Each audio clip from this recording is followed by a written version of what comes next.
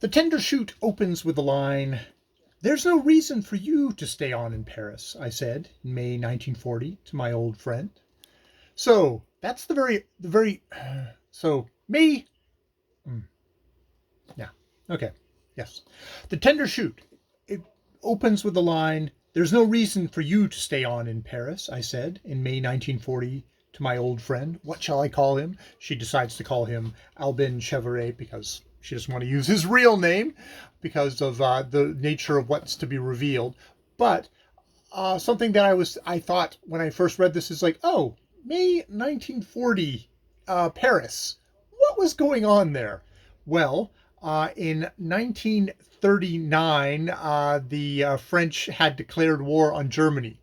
And what happened after that was a little bit of an interim period called the Phony War, where, you know, I wasn't really sure how things were going to develop. And indeed, just a little later on in the thing, in talking, we use such expressions as the phony war and war in disguise, and we were, all of us, rather like animals without a sense of smell. What is about to happen in May 1940 is the Battle of France, the Nazi invasion of France. Is is the invasion of France and the Low Countries, and indeed very rapidly forward by June, France and the Low Countries were conquered, ending land operations on the Western Front until Normandy landings in June the 6th, 1944. So Colette has opened the story. This story being told to an unnamed narrator is happening at a very particular time in history, a time in history where war has been declared, but they don't really know what's going to happen, and they are very much indeed like animals without a sense of smell, which is an interesting way to characterize both your narrator and the person who's telling their story to the narrator. They're animals without a sense of smell. They are detached, maybe clueless about what is happening and what is going to happen, as anyone would be in that situation about the precisely what is about to occur, which is World War II.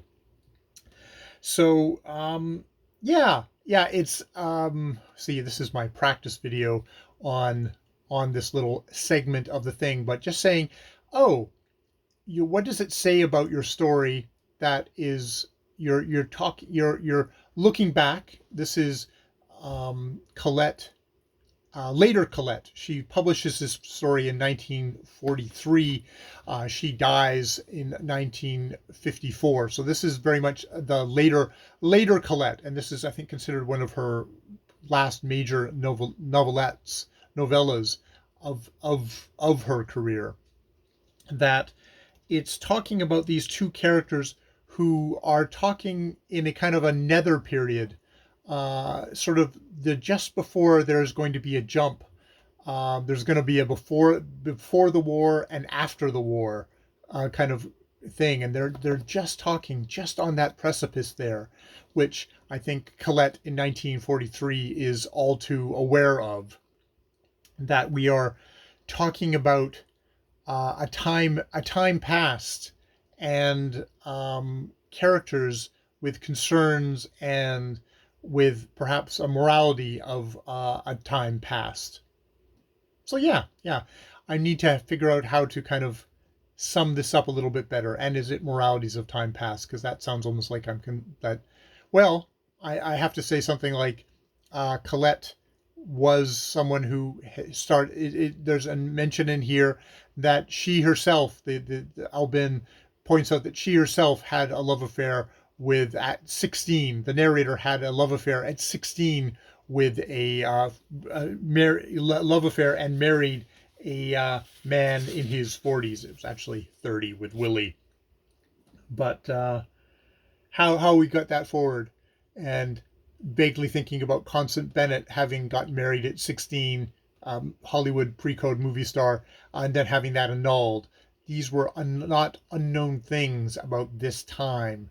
But yeah, just that little cusp thing of like, We start out the very first lines of like, there's no need for you to stay on in Paris, I said in May 1940 to my old friend. We've kind of packed in, this is a narrator talking to an old friend, that we're talking in Paris, and that she's counseling that he maybe should leave Paris. There's no need for you to stay on there. And it's happening right at the cusp of where the Nazis, we know, and Colette, the writer, knows, writing this in 1943, that the Nazis are about to invade. And she's at a point where she doesn't even know what's going to happen post this. It's written at a time when the Nazis were occupying France, Vichy, and just general occupying all of France, and her own history of knowing what the Nazis were capable of, but also maybe being an animal without a sense of smell, in a sense, for all of her clear vision of what happens in the human heart, but politically with the Nazis, and what the Nazis are going to represent, and what they could potentially have it turned out if they had won.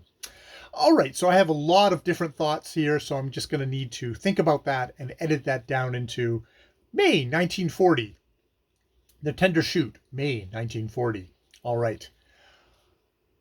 I've been Jay, and hopefully a lot shorter version of this sometime far later.